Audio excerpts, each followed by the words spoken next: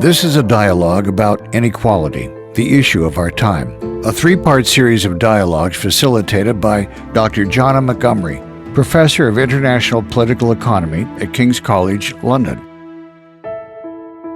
The first dialogue unpacked understandings of inequality in income and wealth terms, or economic inequalities. Further discussion elaborated on how these economic fault lines are formed through the weight of history, which continues to stratify society along intersecting axes of class, gender, and race.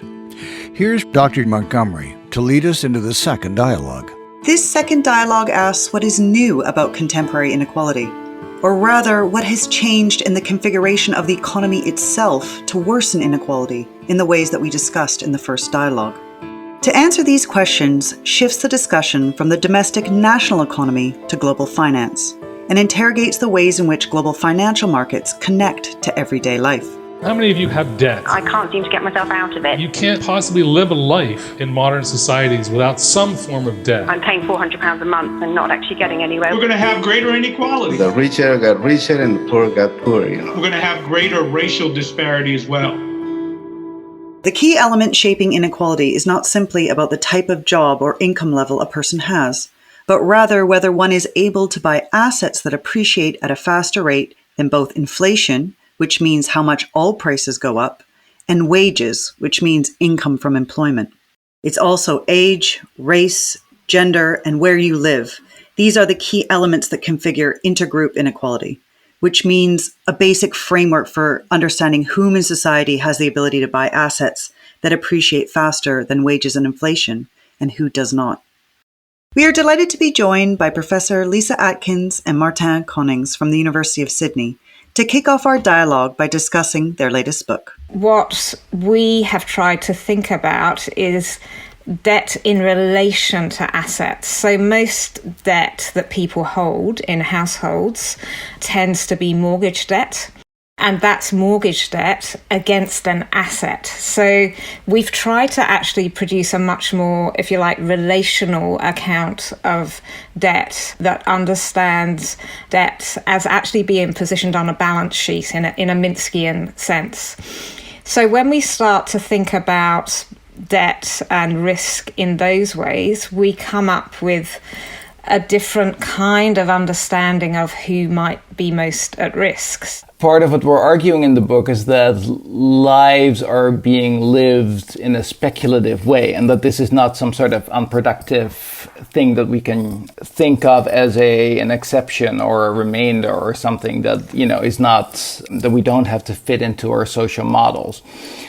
So then the question really becomes whether you can speculate in a productive way, whether you can participate in asset inflation. I think I'm very much using Michel Feyer's words here.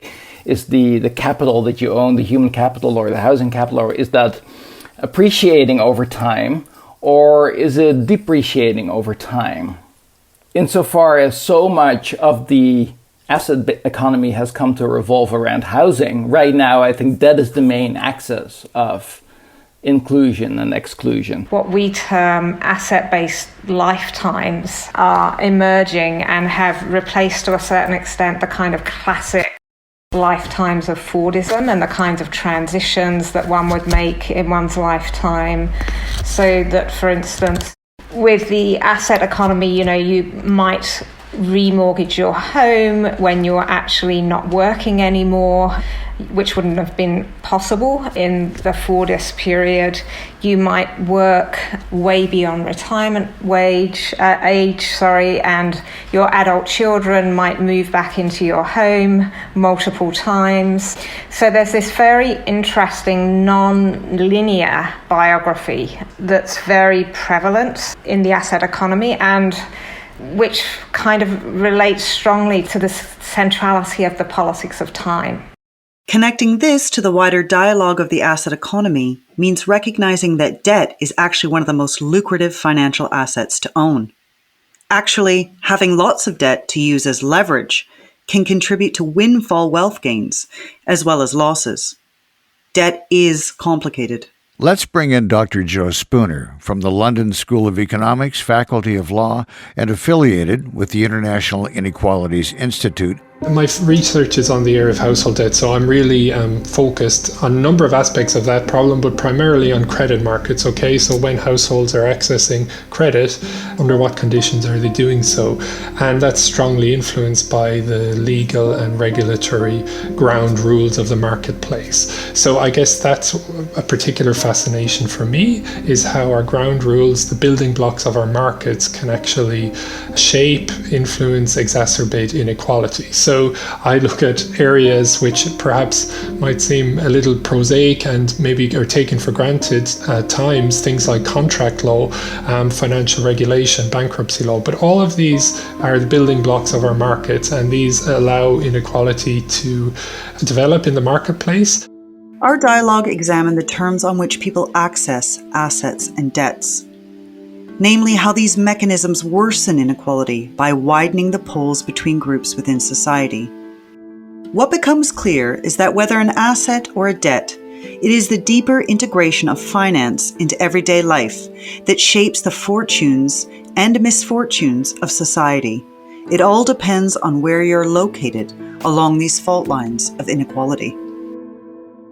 Our next episode transitions from establishing shared understandings of inequality to evaluating the ascent of finance in contemporary life, specifically the role that assets and debts play in shaping the contours of who's at risk of experiencing inequality. Inequality, the issue of our time, is a presentation of the Politics of Inequality Working Group at King's College, London, supported by the King's Together Fund and produced by Everything Podcast. Subscribe to Inequality, the issue of our time, wherever you find your favorite podcast.